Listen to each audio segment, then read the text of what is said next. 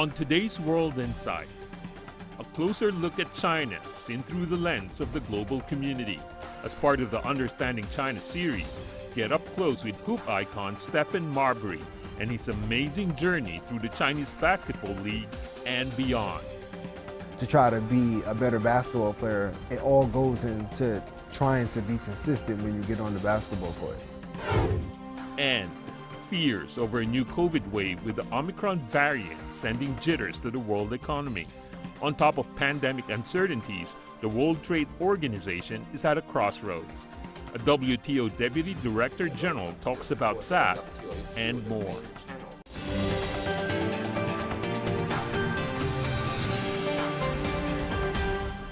Here is our host, Tian Wei. This is a corner of Guangzhou. It's called the Huangpu Village, otherwise known as the Wanpo Village. Today has already become a tourist destination because during China's last few dynasties, this was one of the very few ports that's operating between China and the rest of the world. In fact, during China's last feudal dynasty, Qing dynasty, this is the only place where there was one custom, the ancient Wanpo anchorage. In recent years, the Understanding China Conference, a meeting trying to bring the smart minds from all over the world for more sophisticated communication with China, have been held in the city of Guangzhou. Stephon Marbury, who is the head coach of the Beijing Royal Fighters of the Chinese Basketball Association, is also being invited this year to the conference. Over the past few decades, Marbury earned his status as the Chinese capital's sports icon through league championships. The former NBA player is now going through his own transformation into a coach after 11 years in China. And our conversation started about his thoughts on the upcoming Winter Olympics in Beijing. It's going to be the Winter Olympics 2022. Very exciting. What do you make of that upcoming event?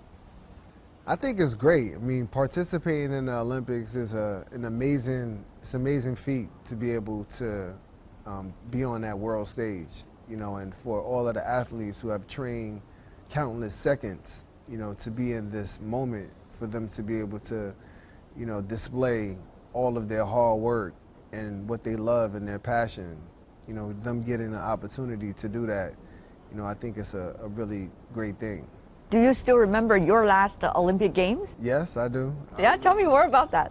Well, we didn't play that well when we played, but we did win a medal. But, you know, I think the whole experience of being able to play against the world, you get the opportunity to see the growth and the development of the game globally. You know, you get a chance to watch guys who, you know, never played in the NBA play against NBA players, and they're able to compete at a high level. So, you know, for me, having that experience, it was definitely stellar. Did you tell your mama I will be at the Olympics? My mom was there. Yeah. Yeah, my mom, my sister. Yeah. How did she like it? She enjoyed herself. She enjoyed herself. The experience was really good, especially the opening ceremony. You know, with all of the countries walking into the stadium, you know, getting an opportunity to display their flag and all of the culture of that country. I thought that was pretty meaningful and something that will be memorable forever. Yeah, it's an exciting opportunity for any sportsmen and women to participate in the Olympic Games. And that moment at the opening ceremony gives the solemnness to the feeling. To start off. It starts it off the right way. Right. Well, it's already quite some years since the last Beijing Summer Olympic Games. And this time, you know, as someone who is in the sports field, how do you see the city has been changing to prepare for it? I mean, I've seen so much, you know, from watching TV and just hearing about all of what they've created, you know, for them to ski and for them to do all of the events. You know, that's pretty amazing that, one, they could do it as fast as they can do it. I mean, China's speed is no other speed, you know, on the planet, you know, from my observation, especially from living in China. So I think the athletes will really enjoy having this platform to be able to perform on. They've already changed the water cube into the ice cube. It's unbelievable. Yeah, it's amazing. Having said that, though, you have a very impressive career in China. I mean, after you're moving to China, not only as a CBA player, now you are a coach. It's amazing transformation. How did that happen? Well, you know, the opportunity presented itself. I played, you know, for the Royal Fighters my last year. So, you know, after my last year, you know, we had a relationship. I actually wasn't prepared to coach right away. I wanted to take off like 3 years, but it was time. You know, it was time because obviously I'm doing it. And I think for me, being able to get right into it, you know, someone gave me the analogy as and saying, you know, Stephon, if you know when someone brings the food to the table, if it gets cold, nobody wants to eat it after that.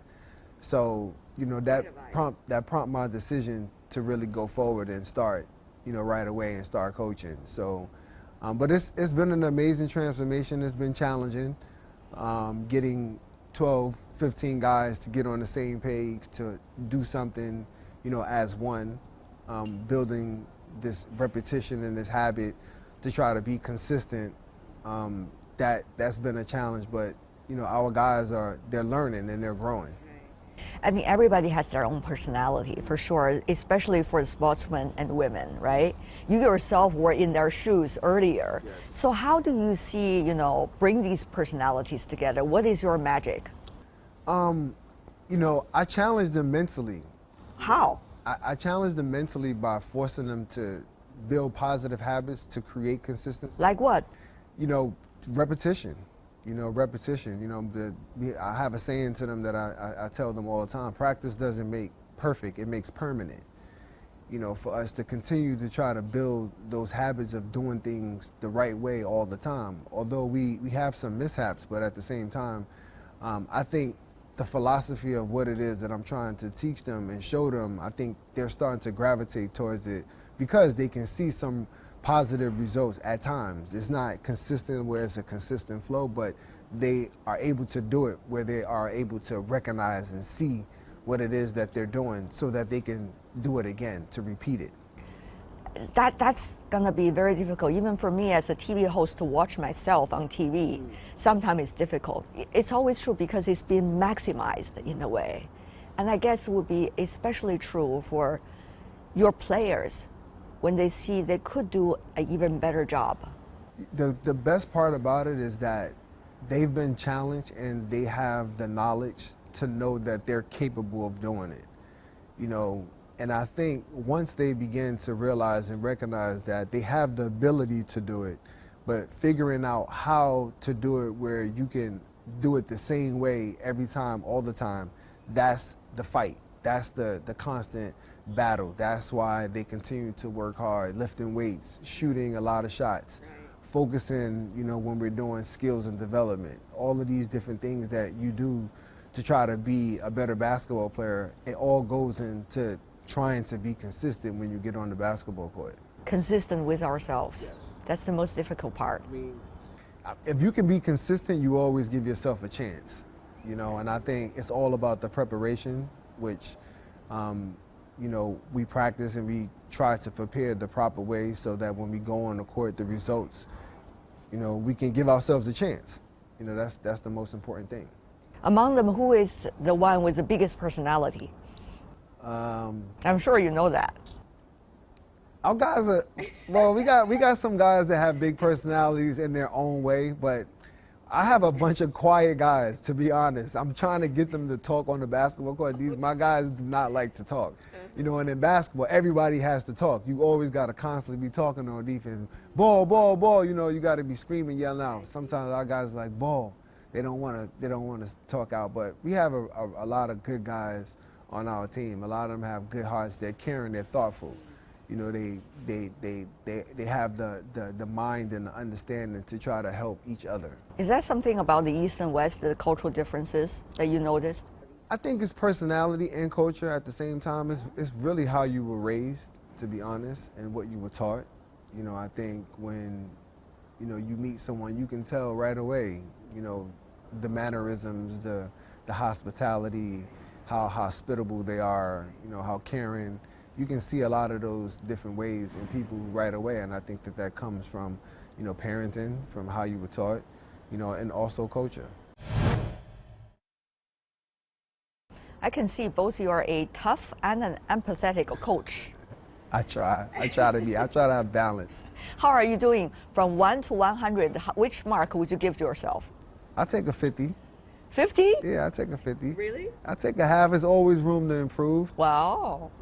That's very philosophical. Half empty, half full. Huh? Yeah, I take 50. Good to see that. Having said that, though, what you have just said reminds me of a Chinese tradition, you know, criticism and self-criticism. Really, you're putting these guys into a situation so that they can critique each other and they can also look inside themselves. Mm-hmm. Yeah, but they also get the opportunity to see when they progress. Yeah. You know, so of course it's a critical game. You know, one of my coaches, he always says basketball is a game of mistakes. You know, you're always gonna make mistakes during the game.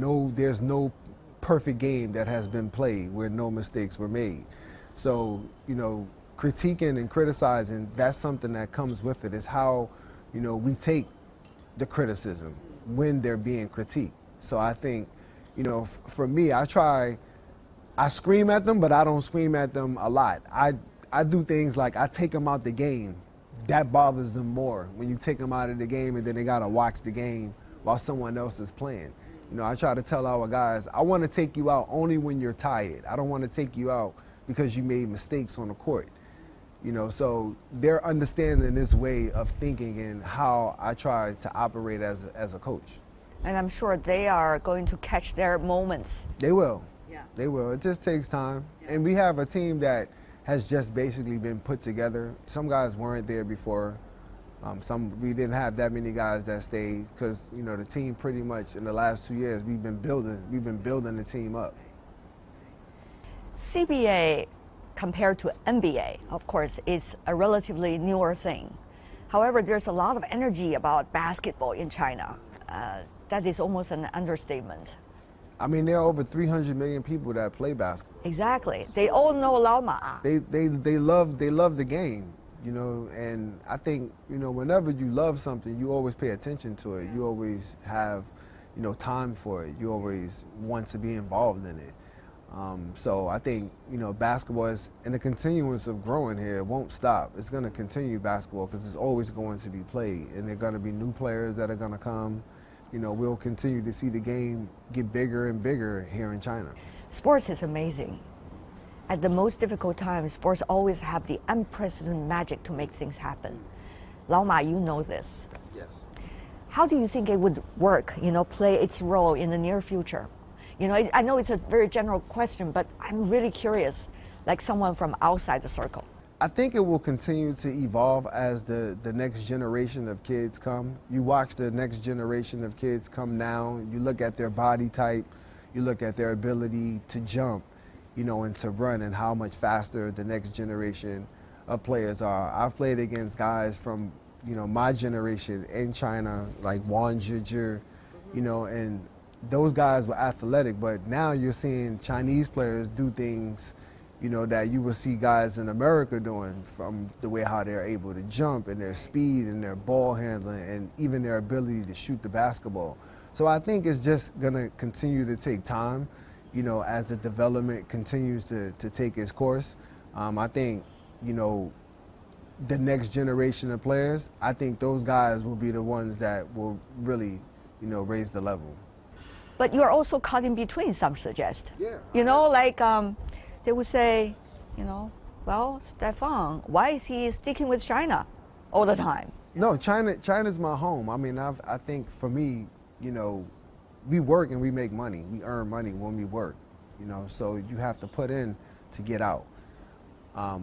This is where I've been for the last 11 years. Before the virus, I was here, living here, enjoying my life. I think people have recognized, especially from America, my love for China and that this is where Stephon lives. My mom is aware of that. So when she became aware of it, she's like, well, I know one thing. I know you're happy where you are, so I'm okay with you being there. You know, I love that You know, I love when you're home, but as long as you're happy, I'm happy. We are here together to participate in the TED Talk related to the Understanding China Conference 2021 in Guangzhou. You know, China's first opening port to the rest of the world in history. Understanding China, some say talk to Lao Ma. Lao Ma understands China pretty well. Do you think so? I understand a little bit. Yeah? How would you say, you know, within a minute or 30 seconds, how would you say to your friends, you know, what China is about, understand China with a shortcut from Lao Ma? Gambay! That's a good one. That is a good one. You know, I think, you know, for me, trying to get people to understand something that they've never experienced, I express to them about the things that I enjoy and the things that I love about China. The food, you know, that has been major for me. You know, the food and the camaraderie amongst people, you know, knowing that they're the one-child policy, my friends, all of their friends are brothers and sisters. Even though they don't have, you would think that, oh man, is that your brother? Is that your cousin? Nah, we just known each other since we were smaller. You know, so this way of living and togetherness, you know, when you meet, you know, people from anywhere in China, if you know them from more than 2-3 years, you instantly become like family. And you know, that's what I try to express all the time, that it's nothing but love here. That's all it is. It's just love. Stephon, what a pleasure. My conversation with Stephon Marbury. Coming up next on World Insight, fears over a new Omicron wave sent jitters to the world economy. On top of the pandemic uncertainty, the World Trade Organization is at a crossroad. WTO Deputy Director General Zhang Xiangchen speaks to me next. You're watching World Insight with me, Tian Wei. The Ministerial Conference of the World Trade Organization, the trade body's biggest gathering in 4 years, was once again postponed at the last minute due to the concerns about the Omicron variant. Fears surrounding Omicron's spread has weighed down global trade and fragile recovery. China's customs announced that 32 countries would stop providing preferential tariffs to China from December the 1st. At a time when international cooperation is needed more than ever, an open and inclusive global trade model can be a driver for economic growth. Earlier, I talked to Zhang Xiangchen, the Deputy Director General of the World Trade Organization.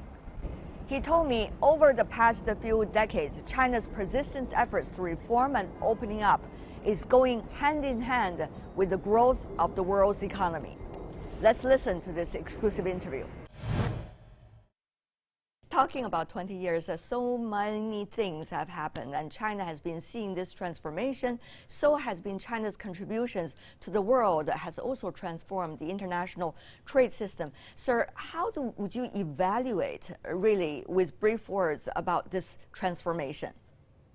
During the time when we participated in a ceremony of China's accession to the WTO, our feeling was mixed.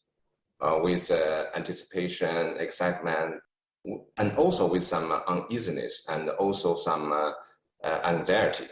Because before China's accession, there were a lot of debate about the concerns of the competition with the international market, imported goods and services. Especially people have the concern about the sectors like automobile, agriculture. And some people believe those sectors of China will be destroyed by the international competition. So of course we didn't believe that, but we need the evidence, we need to see the outcome. And at that time, the Chinese government made a judgment. Through hard work, advantage will outweigh disadvantage. And history proved the judgment is correct. But I remembered, you know, how hard the debate was inside China. And also after joining the WTO, some of the sectors actually have been impacted. And we see state-owned enterprises, for example, some of those that are not in the potential sectors, huge number of people have been removed from their jobs. They retire or they look for other jobs. It was a very big issue in China. In the world, I would assume the same. So, as one of those, core negotiators in the WTO, how were you digesting at that time all of these, you say, side effects or improvements that needs to be made? The outcome proved that China is a major beneficiary of its accession to the WTO. But as I mentioned just now, the judgment has a precondition through hard work. So the benefit of China's accession is not given. We cannot take it for granted. During the 15 years of the accession negotiation, China made a lot of preparation. I still remember vividly, my colleague and I, we organized thousands of seminars, training course for the officials from the central government to the local government, the entrepreneurs, to give them the opportunity to know what the obligation in the WTO, what is China's commitment, to give them time to make the preparation. I think it works.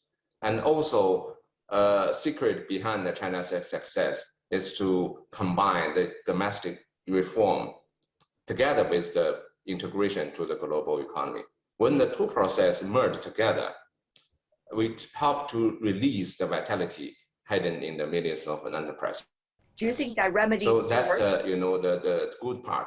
No, because this hard work, because the good preparation, and because our efforts in the negotiation. You mentioned state trading, state-owned enterprises. In the negotiation, we fight for the flexibility transitional period for the China sectors, and all this mechanism worked in the past 20 years. Did China really carry out what it promised? Because these days, with China's economy becoming ever bigger and more influential, some have been accusing China of not implementing what China earlier promised. How do you see accusations like this? Some members mentioned this, that China's performance in the past 3 years during the review period, the performance has gap with their expectation. So the term they use is expectation. For me, as a former negotiator, the WTO is a contract, it's a legal document, it's about obligation and right in black and white. For the legal document, for the commitment we made, we fully implemented it through reducing the tariff, eliminating the quotas, the import license, and liberalizing 100 sectors of services. So expectation is about a subjective feeling of the people. You can have different expectation for one people or one country, but it's not necessarily the commitment and the legal obligation of China. There are other regional and sub-regional trade mechanisms that are flourishing. RCEP, as you may be very well aware, is one of those. Meanwhile, you also see CPTPP, even though the two are very different in terms of levels, but you do see different regions are working out their solutions. So whether WTO is still relevant, that is another question people often ask. At this point, what's your assessment? In 1995, just after the establishment of the WTO, WTO made research about the relationship between the multilateral and the regionalism. And the conclusion was that with a robust multilateral trading system, the regional economic cooperation, the free trade agreement, can play a supplemental role to the multilateral trading system. You can see 25 years ago, WTO was quite confident. But now the problem is that the WTO at this stage is not robust, it's not powerful, it's not strong. So there's a fragmentation of the free trade agreement, the regional cooperation. I don't think it's a bad thing. For the members in the free trade agreement, they can benefit from the liberalization in the free trade agreement. It's good. But from the multilateral perspective, there is a phenomenon, we call it a spaghetti bowl. Too many free trade agreement, and it's difficult for the members to get into the implementation of those free trade agreements. So I don't think the regional or bilateral can replace the role of WTO, because WTO is still the main channel of the trade liberalization and investment facilitation. And for some cross-cutting and comprehensive issues like subsidy, agricultural subsidy, industry subsidy, those issues cannot be addressed in the bilateral framework of the free trade agreement framework. So, Mr. Deputy Director General, I know consensus is important for WTO, but is WTO fair enough a platform for all the interests? The differentiation between developing country and developed ones, this is also another big topic in the WTO. I think we need to take a pragmatic approach to that issue. Some emerging economies like China, India, Brazil, of course, they are still the developing countries. They are in the position to make more contribution to the multilateral trading system. And so China will continue to play a constructive role in the remaining negotiations, including the fishery subsidy, including the TRIPS waivers, including to the discussion on the trade and the environment. And I am sure that China will continue to play a very important role. China, when I serve as ambassador of a Chinese mission here in Geneva, I stated repeatedly that if we need the special and different treatment, we will be honest and we will fight for that.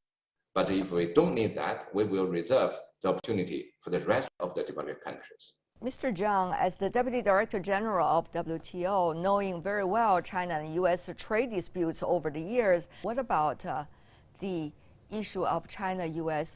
Bilateral trade agreement? Of course, this is more a bilateral issue. You are standing now in the position of WTO, but still looking at these two biggest economies in the world who used to be biggest trading partners for one another, but now it's changing. What kind of expectations do you have, both as a seasoned trade negotiator and now as someone who's heading the WTO? The bilateral trade agreement between China and the United States lowered the tension between the two countries. It played an important role. And I think the next step, many structural issues, cross-cutting issues between China and the United States should be discussed in the framework of multilateral trading system. For example, state-owned enterprises, the industry subsidies, the special and different treatment of developing countries. All those issues can only be addressed in the WTO. So we are expecting that the two countries can have candid dialogue, the policy dialogue. My exclusive with Zhang Xiangchen, Deputy Director General of World Trade Organization. That's all the time we have for today. If you'd like to see more, search World Insight or check out our YouTube channel. Follow us on Twitter and Facebook. I'm Tian Wei on behalf of my teams in Guangzhou and in Beijing. Thanks for watching. I'll see you tomorrow.